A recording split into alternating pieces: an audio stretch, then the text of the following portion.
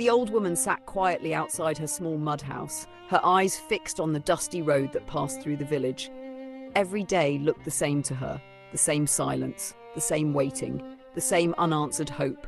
Her hands were weak, her back slightly bent with age, but her eyes still carried stories of a life once full of laughter, a life where she was not alone. There was a time when her house was not broken. There was a time when voices filled these empty walls. She had a family, people who called her mother, people who needed her.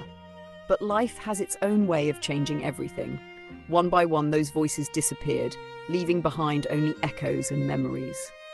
Now her days passed slowly. She would wake up early, even though there was nothing urgent waiting for her. Old habits never leave. She would clean her small space, arrange the few utensils she had, and sit outside, watching the world move on without her. People walked past her every day. Some glanced at her for a second, some didn't even notice. A few felt sorry, but sympathy without action changes nothing. And she had learned not to expect anything from anyone anymore.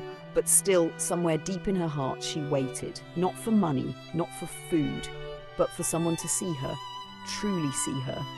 Because sometimes the deepest hunger is not in the stomach. It is in the soul that longs to be remembered. One afternoon, as the sun stood high and the heat covered the village, a young man walked down that same dusty road. He was new to the village. His eyes were curious, observing everything around him. And then he saw her. Not just looked at her, he saw her. He noticed the way she sat alone, the way her hands rested lifelessly on her lap, the way her eyes followed people, hoping someone might stop. Something inside him moved. He slowed down, then he stopped. For a moment he just stood there, unsure, because sometimes even kindness hesitates, not because it doesn't want to help, but because it doesn't know how to begin. But then he took a step forward. "Grandmother, are you okay?" he asked gently. The old woman looked up, surprised. It had been a long time since someone spoke to her like that. Her lips moved slowly, almost unsure how to respond. "Yes, I am fine," she said, but her voice carried a truth she didn't say out loud. The young man sat down beside her, not caring about the dust, not caring about anything else. "Did you eat today?" he asked. She paused, and in that silence, her entire struggle was revealed. The young man didn't ask anything more, he simply nodded and got up. Without saying much, he walked away. The old woman watched him go, thinking, "He will not come back. No one ever does." But that day was different. After some time, the young man returned. In his hands, he carried a small bag.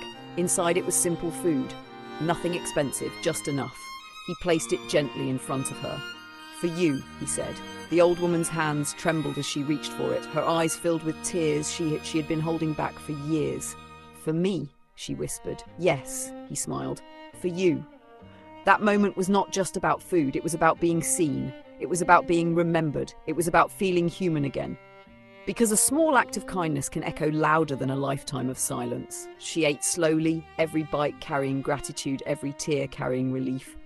From that day on, the young man didn't disappear. He came back the next day, and the day after that. Sometimes he brought food, sometimes he just sat and talked, sometimes he listened, and that meant more than anything. Because hunger is not always of the stomach, sometimes it is of the heart, a heart that waits quietly, hoping someone will understand without being told. He noticed her broken house, the roof that could not protect her from rain, the walls that barely stood strong. So one day, he started fixing it. Not in a grand way, not with big machines or expensive materials, just small efforts, bit by bit. He repaired the roof. He cleaned the surroundings. He made the place feel like a home again. At first, the old woman couldn't believe it. "Why are you doing all this for me?" she asked. The young man smiled softly. "Because you deserve it," he said. "No big speeches, no complicated reasons. Just humanity, because sometimes the most powerful thing you can give someone is dignity."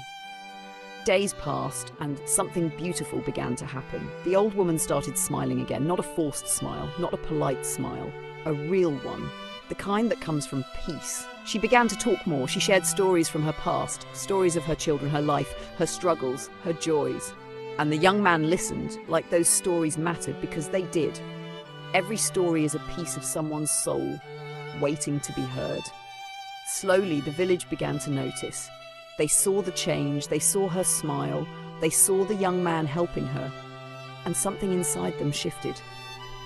They realized something simple, yet powerful. It doesn't take much to change someone's life. One by one, people started coming. Someone brought food, someone brought clothes. Someone just came to sit and talk. The woman who was once invisible was now surrounded by care. And it all started with one person who chose to act.